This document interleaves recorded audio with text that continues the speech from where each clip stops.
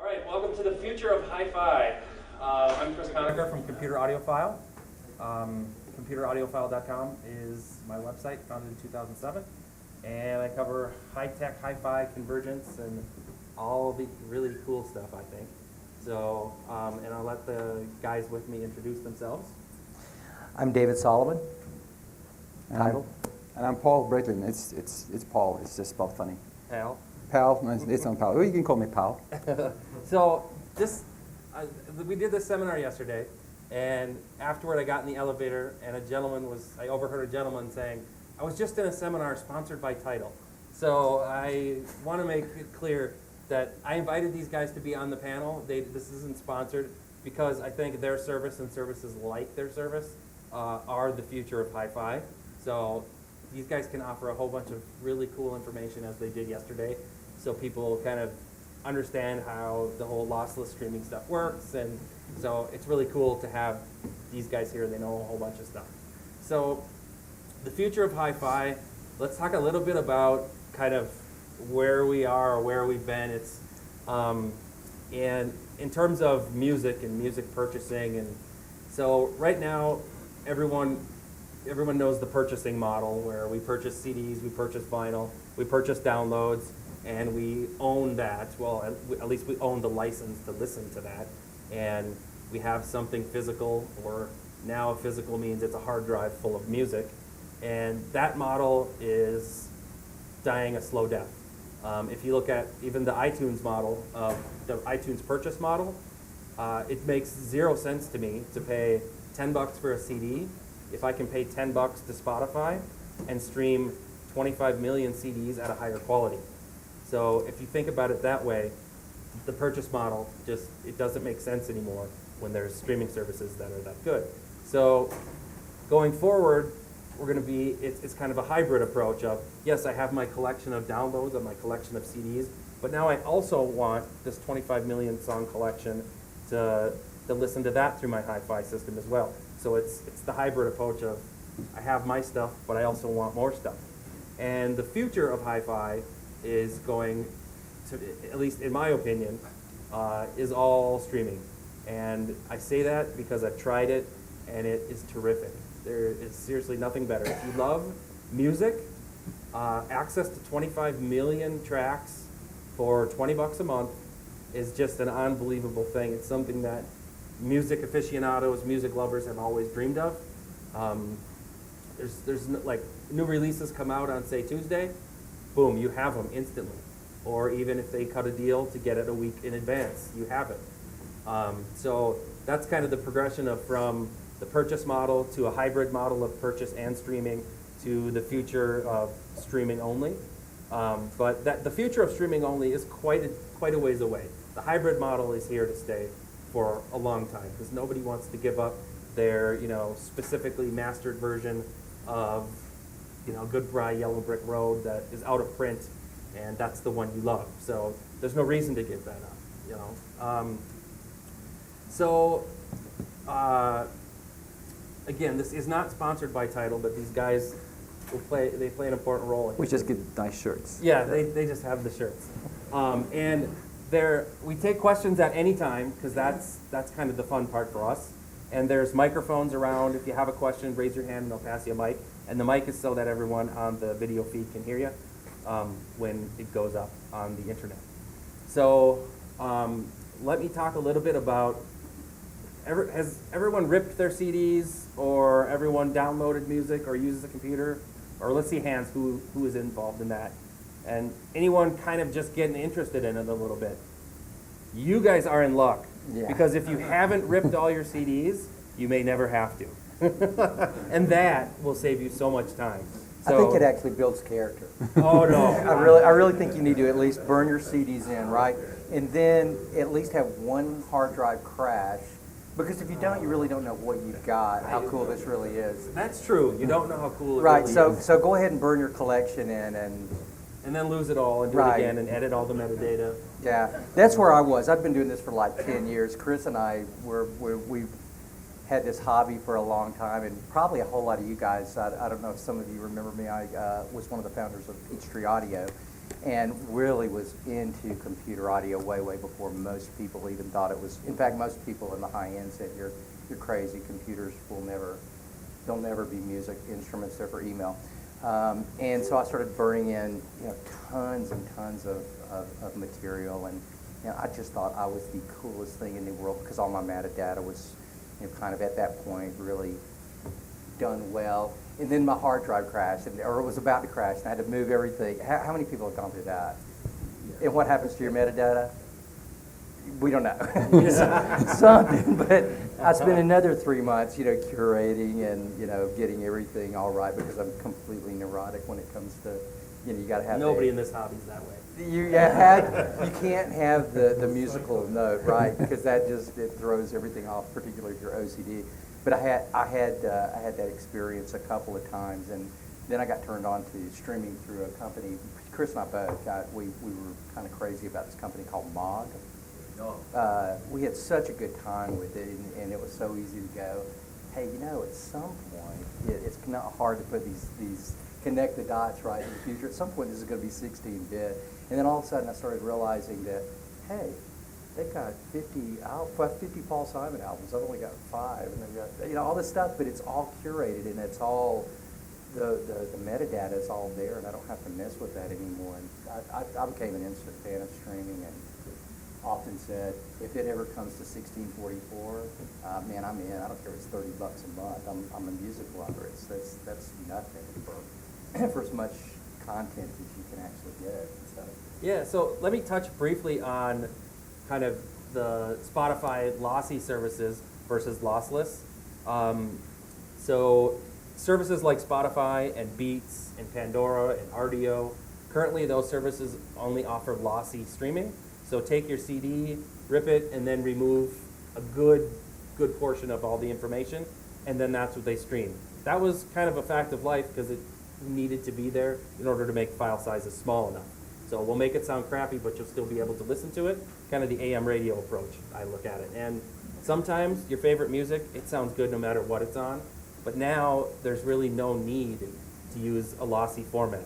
So TIDAL and companies like Qobuz or Deezer are offering the full lossless service. So if you take your CD and rip it to FLAC, WAVE, Apple Lossless, AIFF, that's a lossless version. You're not losing anything from the CD. That's what you can now stream. So to me, as an audiophile and music lover, that's when I really, really start to take a look at, will I ever want to purchase a CD again? I don't think so, because I just have access to it. And for me, I don't want to own anything. That's just the way I am. I don't want the stack of CDs or a stack of anything if I can just have access to it anywhere at any time at the same quality. So that's just me. And I know Dave here kind of likes his physical media. I'm a hybrid guy. Yeah. I think anybody over, I'm not even going to tell you how old I am, but I think anybody over a certain age, we were in a position that we had to buy our physical media. I don't know about you guys, but I used to cut grass when I was a kid, and every Saturday my mom would take me to the record store, and I would buy my 2 records. And that became a cool experience for me, just the whole process. And I know a lot of you guys are probably in that exact same position. So, hey, if you got physical media that you love, I'm not with Chris. Keep it, hang on to it. There's stuff on that you won't be able to get streaming, probably, maybe now or maybe forever. I'm a big Beatles fan. If you like Beatles, keep your Beatles collection. It's probably not going to be around for a while. If you like Michael Jackson, I could care less. But if you do, hang on to it because his collection's not really out there much. But yeah, I'm a hybrid guy. And Paul, on the other hand, I'm a purist, streaming purist. No, I'm not. So you had a collection of 3,000 CDs that nobody would take for free. You have to understand, in Norway, 77% of all music revenue is now streaming, not digital, but streaming. People, I think the number of CD players that was sold last year was like 5. No, that's a literal number. I'm not cracking a joke. It's people don't buy CD players anymore. It's gone. It's dead. And so I tried to give away my CD collection with 3,000 CDs. Also, I've ripped them as well, and nobody wanted them, so I had to throw them away. So, kind of a continuum of Yeah. I still have the physical CDs, but I really don't want them. Paul told me that this morning, and it just pissed me off. Send it to me. So Dave brought up an interesting point. He mentioned, if you like the Beatles, hang on to that because they're not streaming. But in the future, the Beatles will have to go to streaming. Otherwise, their music will be gone. There's a whole generation that will never hear Beatles because it's not And there. it's crazy to think that. Yeah. But my 2.5-year-old daughter will never hear the Beatles unless it's in a commercial or they offer it for streaming. I mean, That's sick. Yeah, I know. She may go to the local record store and I'll say, go buy a Beatles CD, but now they're selling pop culture trinkets and USB cables at the local record store. So, the Beatles will be streaming someday. And Dave's favorite, Michael Jackson and ABBA, they'll be streaming as well. So, Michael is there. Oh, what? Yeah. He's Norwegian, don't do that. oh wait. So that's it's streaming in. So I asked this question last time too, and I'm just very curious. Just show of hands, how many people think streaming not for me? It's kind of BS. These guys up here are kind of full of it. And feel free to raise your hands if you're not. If you think streaming is just. It's not the deal, because I'm very interested to see, why people think what they do and if they've used it or not. And so just a few people are kind of in that camp. We'll get your opinions in just a sec. So maybe Paul can kind of tell us, this is where we get heavily in on TIDAL, and again, not sponsored by TIDAL. But people asked yesterday, how do you get the music? Do you have monkeys ripping 10,000 CDs at a time, or, how does this all work? That's the thing. People have been ripping, and people think we sit around all day and rip CDs. And then you can get a bad rip, right? But the difference here is that we get them delivered straight from the mastering suite through labels. So it might be even better because it's never been via a CD and back into a computer. So that's basically from the major labels we get a truckload of hard drives coming, and then it takes months to ingest. Well, when we first started doing the lossless catalog, it took months to ingest all the music, simply because it's so much. On a daily basis, we get it delivered on FTP, together with some XML file that says what is this. So it's just a continuous stream influx of music into our house. And actually now we've started looking at what do we take away, because there's like 150 Elvis compilations coming in every week. So it's actually to maintain a good Elvis profile, or Bob Dylan, or Dolly Parton, or anyone where there's lots of compilation. We have to throw compilations out because it's simply too much. Like a German version of it, like the Erste Tiroler hits by Elvis. They need to go away. So yeah. So, and he mentions, say, 150 Elvis compilations come in a week. That kind of brings up another cool thing about, at least I know the TIDAL service does it, is the curation that they do and the recommendations that they make. I know, like, I'll be with my friends and I'll play something in the car, and they'll be like, how do you find this stuff, Where do you come up with this new music? And I'm like, I don't know, I just do. Because I don't want to give away my secret, no. But, like, TIDAL has, here's what's new, and they have people that, what they do is listen to the new music and make recommendations for you. So it's kind of like your own personal, DJ that knows everything about music. Well, it's both local editorial teams. So it's like for the US, there will be people, so if there's a track on Super Bowl or something, it needs to be shown immediately, right? Mm-hmm. But also there's a genre editor for, like, say, classical, and he will pick out the best new recordings and the best, compare some of the recordings of, classical is different that way because it's the same music recorded by many.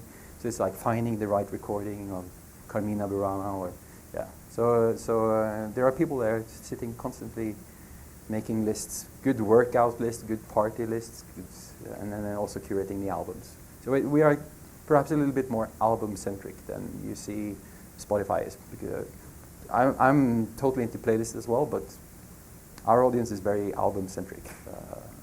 I think this audience is probably album-centric as well. Who's more album-centric? You think you put on a whole album and that's kind of how you do it. So yeah, My people. Dave's people. So let's touch on classical too, because that came up quite a bit yesterday. Classical metadata has always been a disaster, and all the heads nod, you know what I'm talking about. WIMP, what are you guys doing, or WIMP? The name in Scandinavia is WIMP, so if I call them WIMPs. We are WIMPs. TIDAL, what does TIDAL doing for classical music lovers, and what's the experience going to be like for them? I mean, yeah, anyone's that dealt with metadata, because iTunes came out, or even Winamp came out, and it was all, you only have to play with artist, album, track, and playlist, right? So you have to concatenate a lot of, like, where should the director go? Where should the quartet go? And who's the soloist? And what then the contra, tenor? Where is everyone? Where's the place in the artist or the track field, or where do I put this?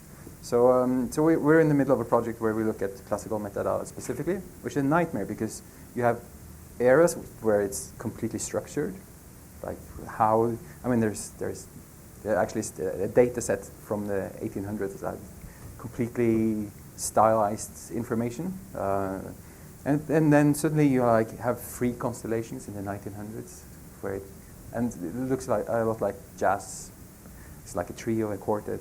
So we need to figure out a way to do this, but so we do two things at the same time. We work a lot with classical metadata companies. We also have the editor. So we say the shop can be tidy, even if it's messy in the back room. So we try to tidy the back room while it's nice in the shop. So that's what we do for classical right now. So we have this editor that promotes great recordings at any given time, so you can go in and find good recordings of everything. Excellent, Yeah. excellent. And you can also, we're working on a better search for metadata, search for classical, because you want to search for catalog numbers and yeah. So let's talk a little bit about, we'll jump around here, but let's talk a little bit about, so like at home, how do you use this? Is it only on a phone, or what we want to listen to it through our HiFi systems, right? So it's not only on a phone, but it's, so the few ways, I'll tell you how I listen to it anyway, is when I'm traveling, I either stream it to my phone, or I use what's called offline mode. So if I'm in the airplane, I obviously can't stream. There's 128 gig on my phone, and I'll just say, oh, I want this album stored on my phone. So you just download it in offline mode. So kind of like, instead of ripping it, I just use the cloud service to, okay, store this on my phone. So the new Prince albums came out last week, maybe a couple weeks ago. Just downloaded it to my phone. So on the airplane here, I was listening to TIDAL music. But you have to separate, like, to download and to offline. We use offline as a verb. Yeah, they use as a verb offload. to offline. Offline. Yeah, because people, when you say download, other people think they have like access to the files. Like, but you don't care. Who wants to handle files? I just want to have the music with me. So it's just to flip a switch and then. Yeah, that's it. That's kind of the technical. That's how they do it. From a consumer standpoint, I look at it as I download it to my phone. Yeah, because it plays when you're on an airplane. Yeah, exactly. Yeah. So you can't do anything with it. You can't take it off of your phone or anything. But again, why would you want to? If you really think about that, why would you want to take this off your phone and store it on your own hard drive, where your hard drive can fail? You got to, what hard drive do I get? Oh, is this NAS good enough? Why not just let them store it? I'll let them go through hard drive crashes. Let them fix all the metadata and do all that. So that's kind of my on-the-go listening. When I'm at home, I listen a couple of different ways. They have an application that works on Mac. Does it work on PC too? Yeah. In Linux, I think. Yeah. The web player works on And the Linux. web player works on everything. So then I plug my headphones into like a little Dragonfly or something on my laptop when I'm working, and I stream full lossless 25 million albums. And I don't need to map a drive to a NAS or worry about my home network. I don't really care. I just need an internet connection that's fast enough, and we'll touch on the speed a bit later. And then when I want to listen on my HiFi system, I use a product that has worked on integration with the TIDAL service from a company called Auralic, the Aries. A lot of people have been familiar with that. So what that does is that product, I tell it, here's my home stuff on my NAS, my network attached storage drive. So here's my 5,000 albums that I've curated the metadata, and God forbid if I lose that, I'm not ripping them again. And so the iPad app sees those, and then the iPad app has a little thing you tap on, and now you're searching the TIDAL catalog. So you can flip back and forth to go, here's the streaming catalog, here's my local catalog, and that's the hybrid approach. So you're just pressing play on your iPad, and you're streaming out to your audio system, and the Auralic Aries has USB out, so I go to any number of USB DACs, and to the end user, it's really no different, except down for 20 bucks a month, you have access to everything. It's an overwhelming experience. It's like having $40 million worth of CDs on a hard drive. There's just no way you're going to ever own that much music. There's no way you can. So if you're a total music glutton, we are your daisy, because it's just pretty much all there. Yeah, yeah. What's that? Talk more about the others. Okay, so the Auralic Aries, just one of, gosh, almost 20 manufacturers who are going to be integrating with these people.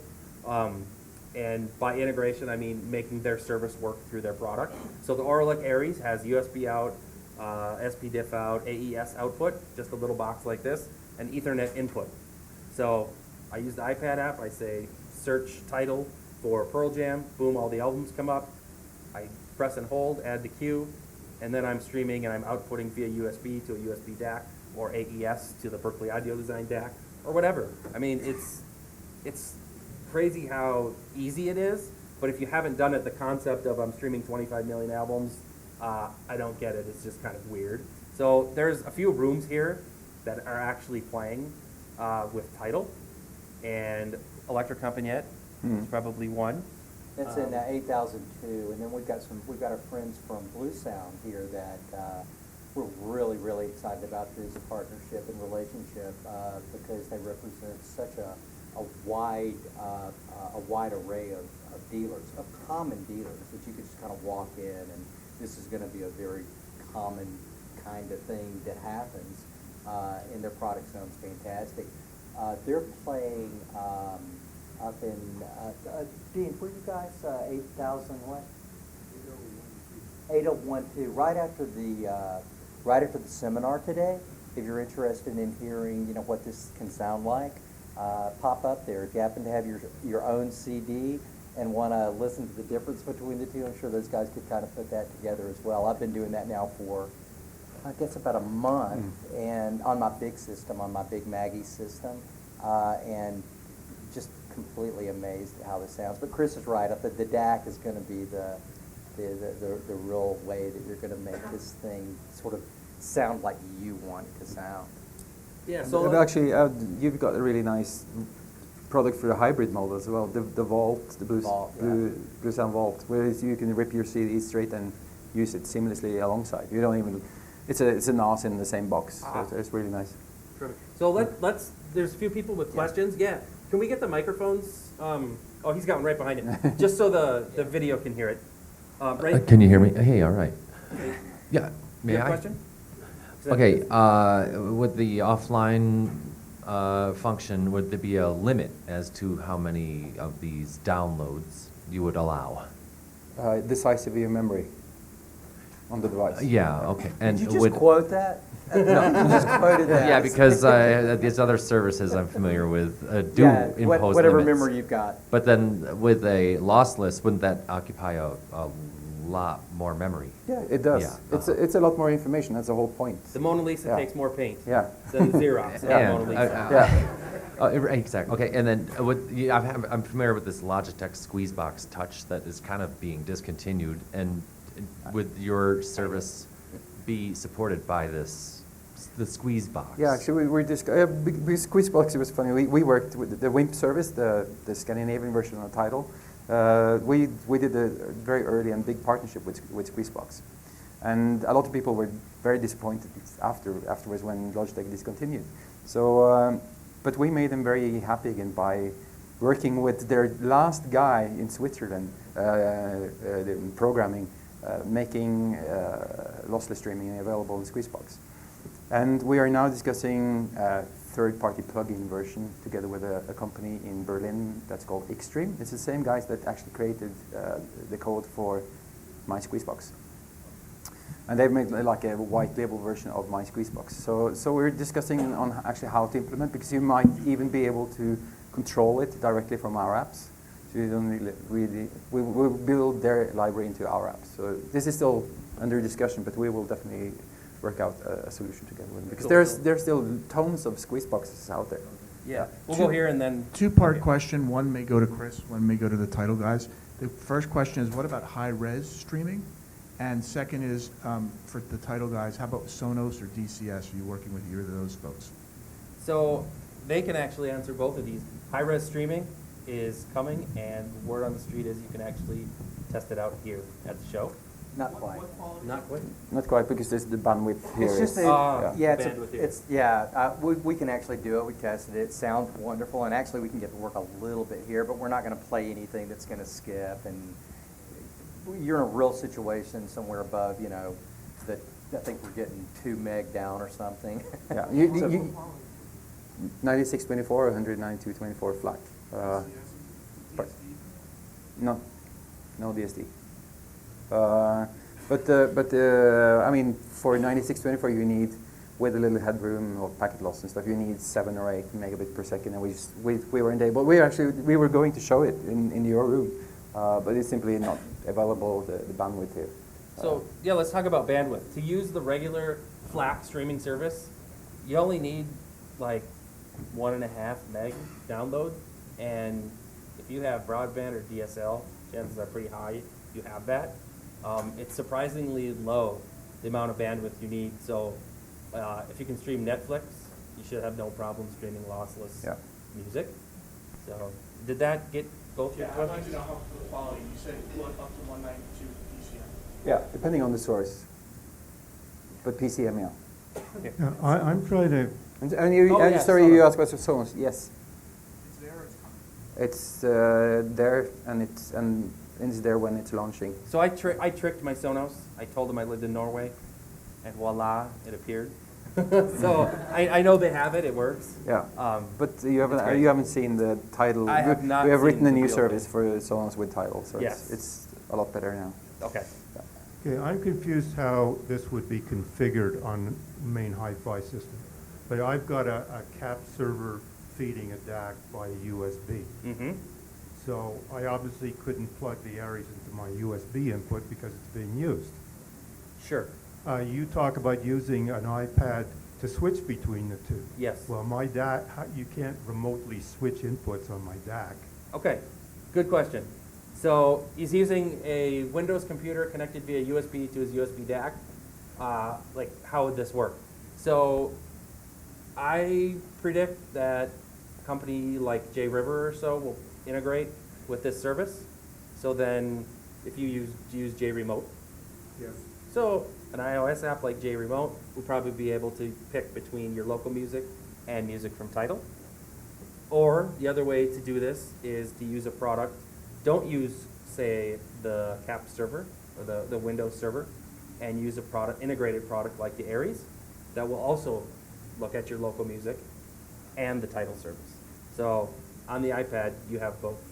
And when you flip back and forth, I'm saying you're flipping back and forth between your local music and the music that's stored in the cloud. It's still going out USB to your USB DAC. I think the Blue Sound will do that as well, right? With Blue Sound, you don't have to do any switching. You can make a playlist that integrates your local music and title into one playlist. But you need to switch. If I want to search Pearl Jam on my local collection versus searching it in the cloud, I will need to tell it where I'm searching.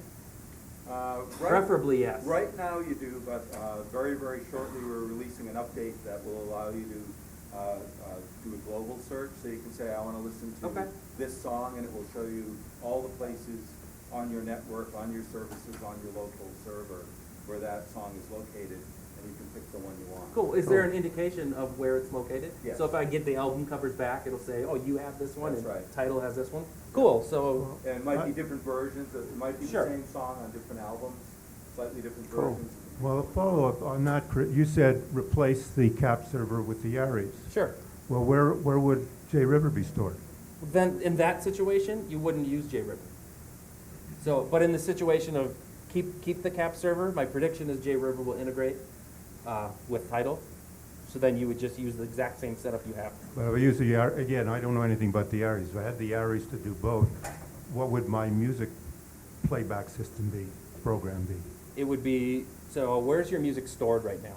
It's on a NAS. On a NAS. So your music would stay on a NAS, the Well- product like the Aries goes in, and What's it's my music player? your music player, Yes, software, like what's the equivalent of J River to make it? there, you don't need it. iPad app. It's got it in the, It's it's the, built in. yeah, it's built into a product like the Aries. It runs Linux. Okay. There is no like software. That, You don't that, need it. that answers my Yeah, question. let's go to Joel. So even though I know that this isn't directly related to the conversation, it's reverberating in my mind over and over again that even though this is a, room of attractive, handsome people here, it's not exactly a youthful group, right? And I think we have this amazing hobby, this hobby where we get to really turn on euphoria, essentially, any time of the day or night, right?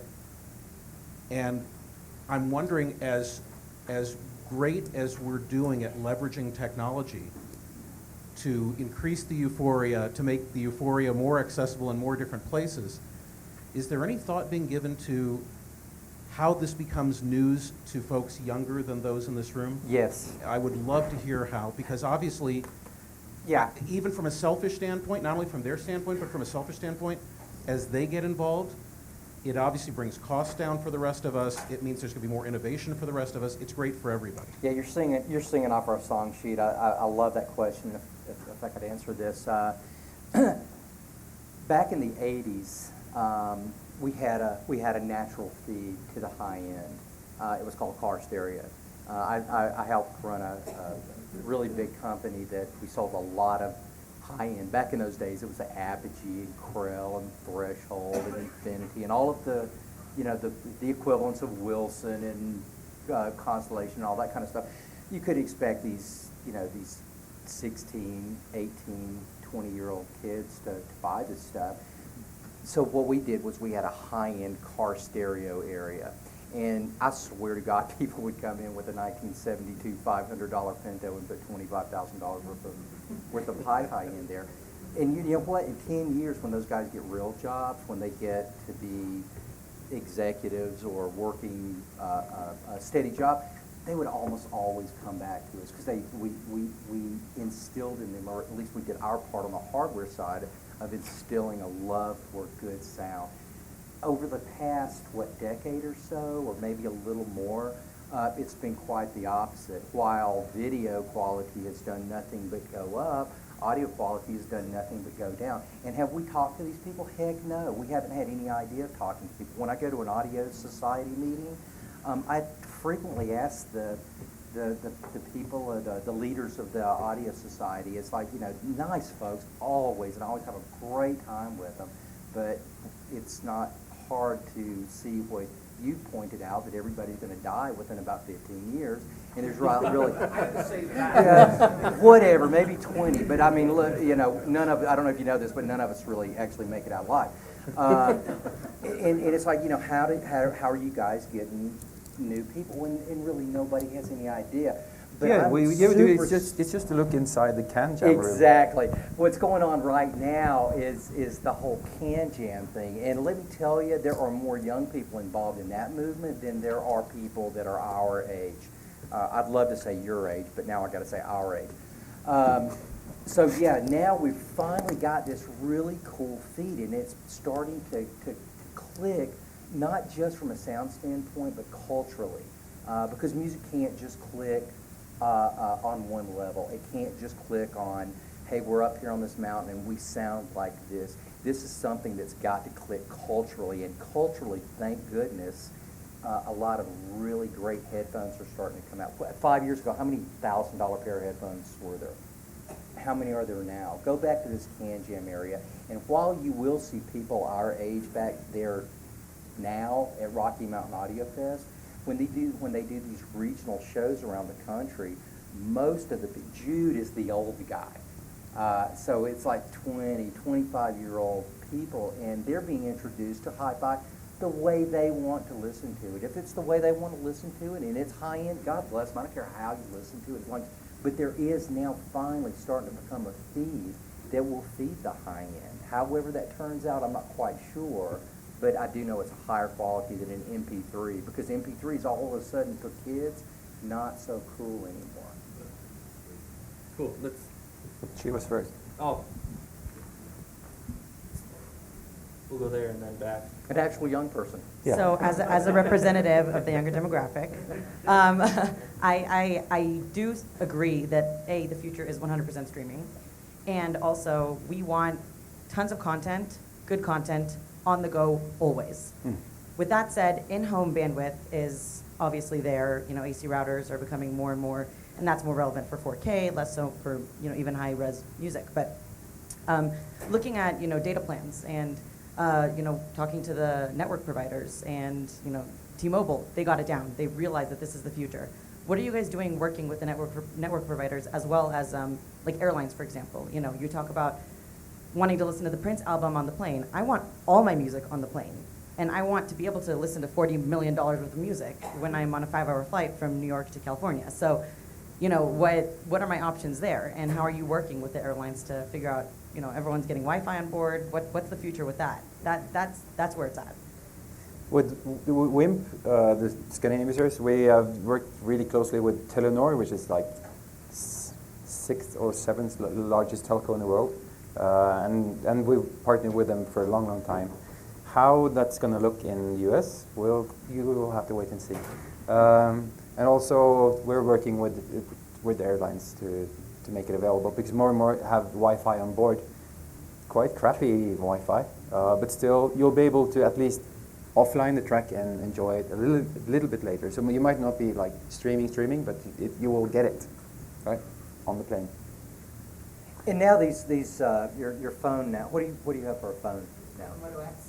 So you could put a 64 gig card right in it, and you're really kind of set. It's not exactly the way you're asking for it right now, but once again, it's not real hard to connect the dots that are going to happen in the future with what's happening right now and what's happened in the past.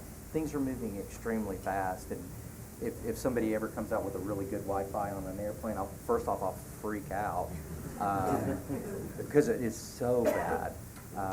But gosh, it's, you know, download 500 albums. I mean, right now that's kind of your choice. But I mean, that's like throw me in the briar patch. That's like not a bad choice here. It's for right now, it's not a bad compromise. And then later on, gosh, what's happened just over the last 5 years, I think you'll see what you're asking for plus a whole lot more. Because we're still in very much the infancy of this whole thing. This is like FM in 1955. I do have to say, I'm quite surprised. I thought you were like the spearhead of internet bandwidth in the US. But I'm actually surprised by how low it is. But it looks like you're standing like on the very, very verge of like a bell curve that's coming. Yeah. Like when I walk from my house to the metro in Oslo, I have 25 megabit per second down and the same up. So I can just I can stream one lossless album and offline another one at the same time and still be on mail and Facebook.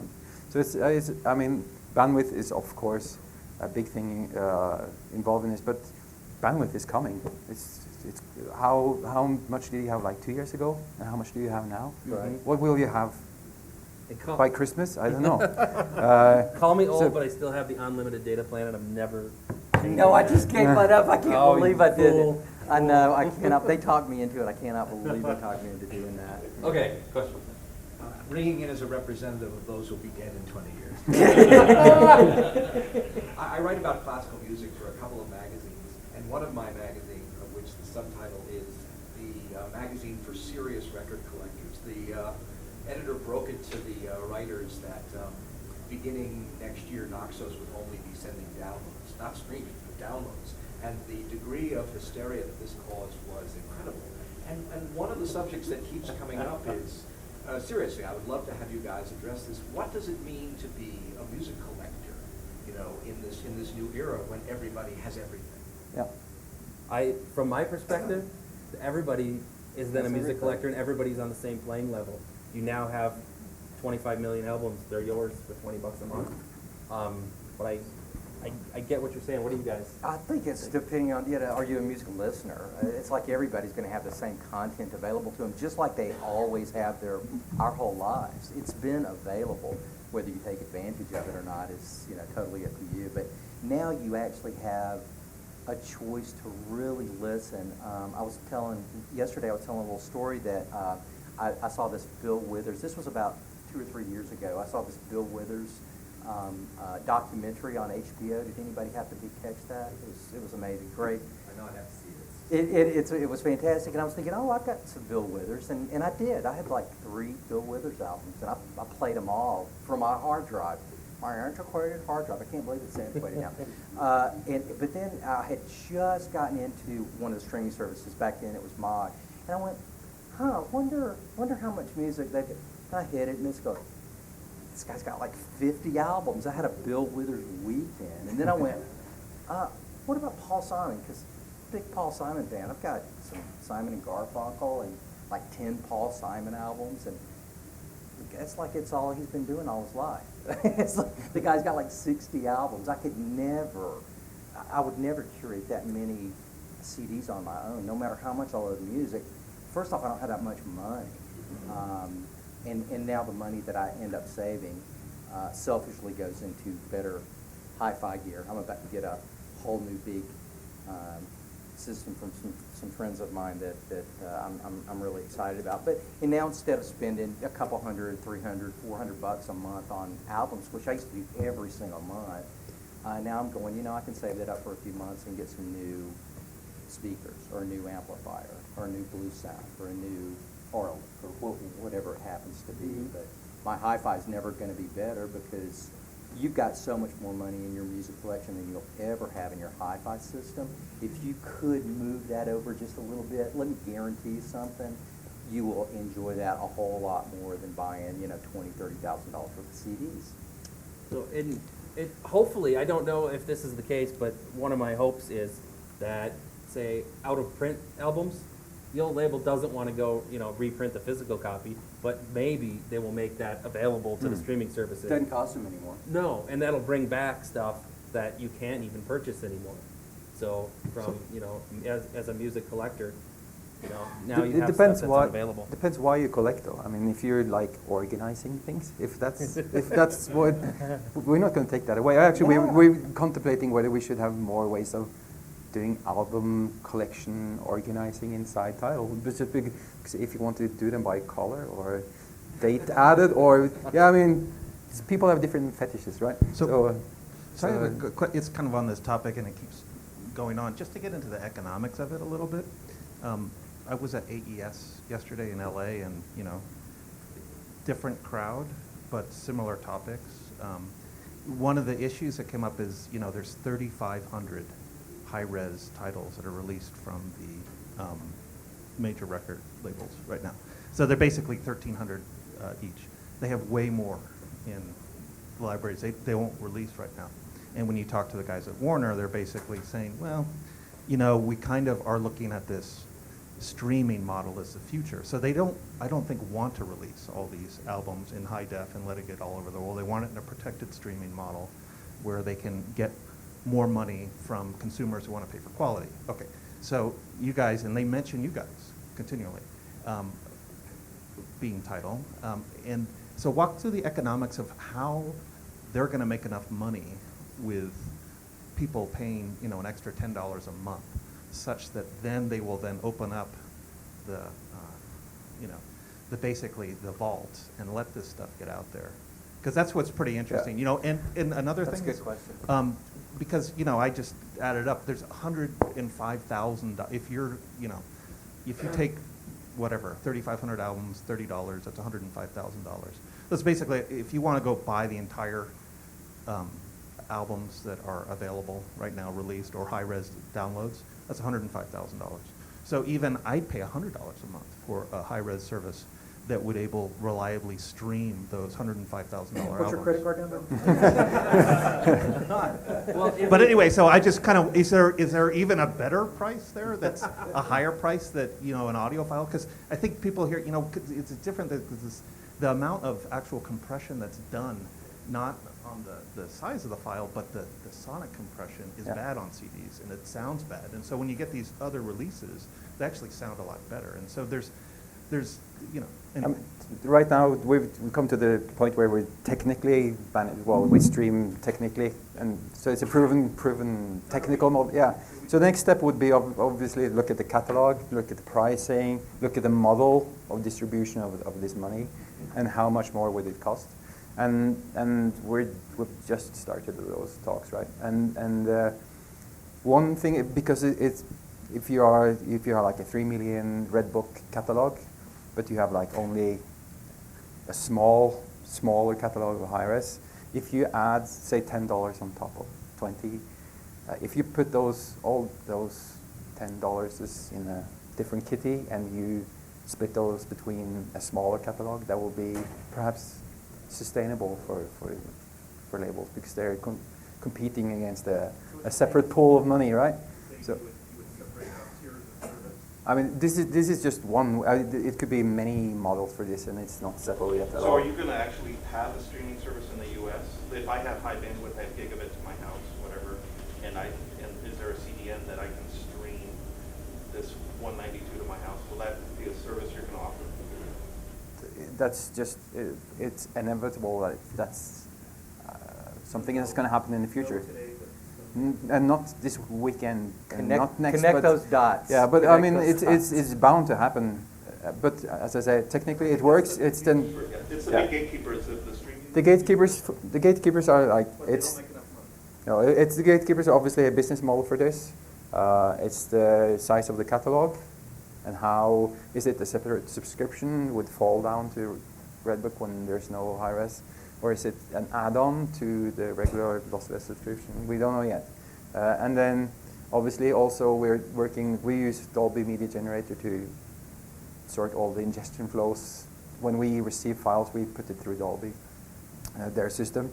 And also we were working with them to look at how we can auto check files, whether it's anything above 22, if a significant signs of being lossy upsample to real, if it's Redbook that made into 96. Yeah. If it's compressed for FM radio, it's compressed.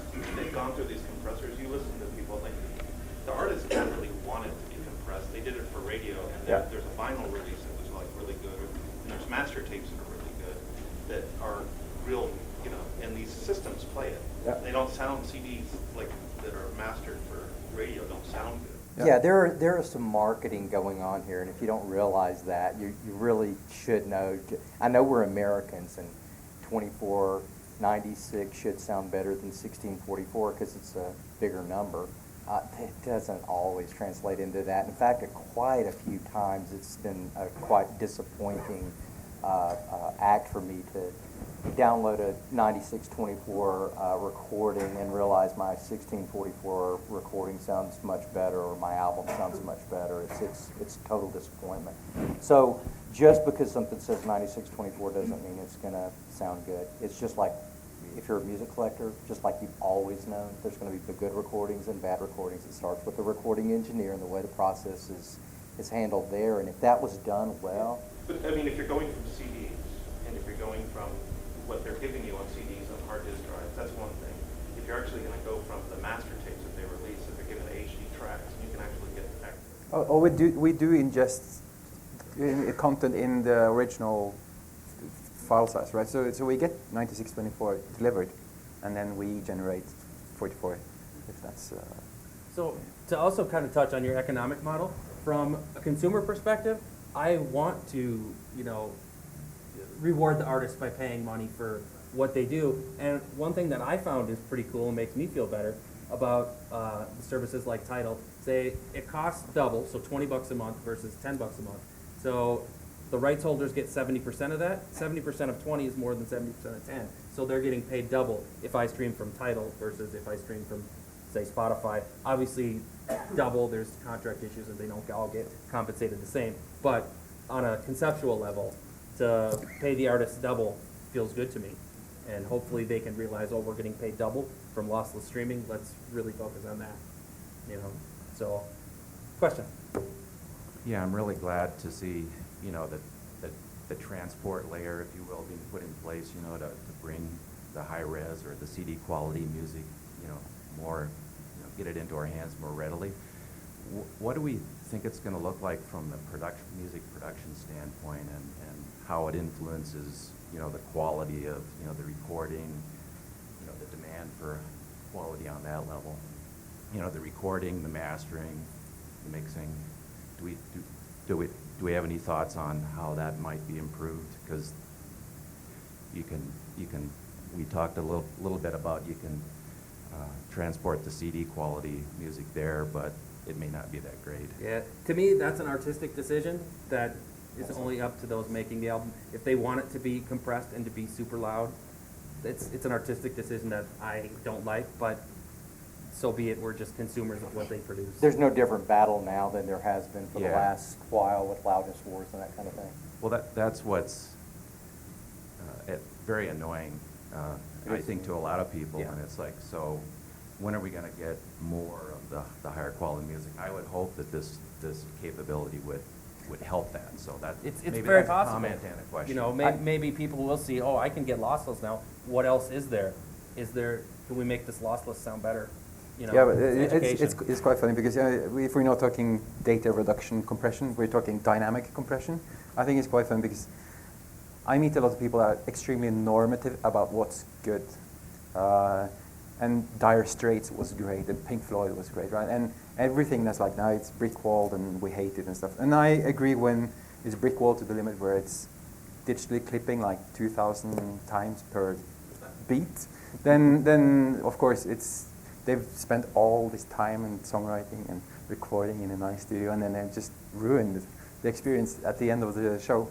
But brick-walled music, hard compressed music is, people loved Phil Spector for Wall of Sound. So I don't want to be normative about that being crap. I think it's some of my most favorite modern pop recordings. I think it sounds great.